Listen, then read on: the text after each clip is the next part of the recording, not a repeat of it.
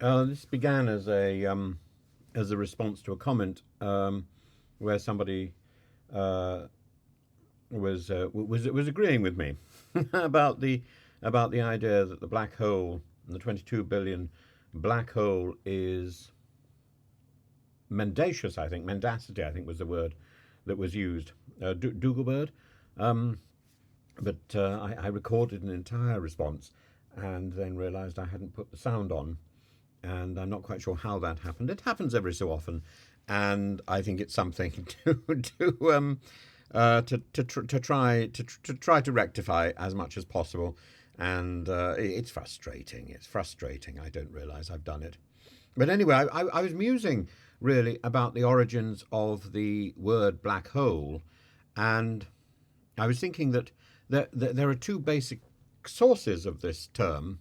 One is the Black Hole of Calcutta, which refers to this incident in the history of the East India Company and what became the British Raj in 1756, I think, 1756, 1757, in June, anyway, during the summer. A conflict between the East India Company and the Nawab of Bengal. And after capturing Fort William in what is now modern day Kolkata, the Nawab's forces imprisoned a large number of the British soldiers and the Indian soldiers fighting for Britain, along with the civilians, a lot of women and children, in a poorly ventilated cell. And according to the accounts at the time, 146 people were confined in this room overnight, and by morning only 23 had survived because of suffocation and heat exhaustion in the hot um, Indian summer. And this event became a symbol of British suffering during during the last days of the East India Company and the move towards the British Raj. But the exact details have been exaggerated by historians and eyewitnesses, with some suggestions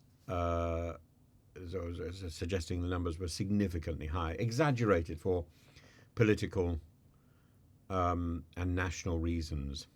So that's one uh, concept of the black hole. The other is the astronomical sense, with the region in space where gravity is so intense that nothing, not even light, can escape. Light, of course, as we know, it moves quite slowly. And but the concept of the modern concept of a black hole was developed in the 20th century by there was a fellow with Carl Schwarzschild and John Wheeler, and and then you get these things, the event horizon, that wonderful thing in science fiction where you, after you get past this point, you get sucked in. And what happens then? I remember there was a wonderful Disney film called Black Hole, which had amazing matte paintings by Peter Ellenshaw, the same person who did the matte paintings in Mary Poppins. It was just a spectacular piece of artistry, if not quite of the same standard of storytelling as Star Wars, which I think came out at almost exactly the same time. And they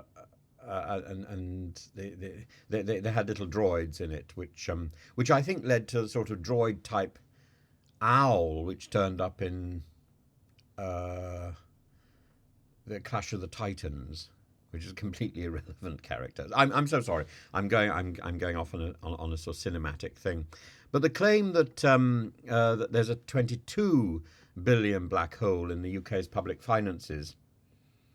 Well, I think it's recognised it would only be realised by 2028. So and that's on an estimate put forward by the Institute of Fiscal Studies, the IFS, and it's about the spending pressures which could grow further, reaching 20 billion or so because of demands in sectors such as healthcare, defence, and childcare.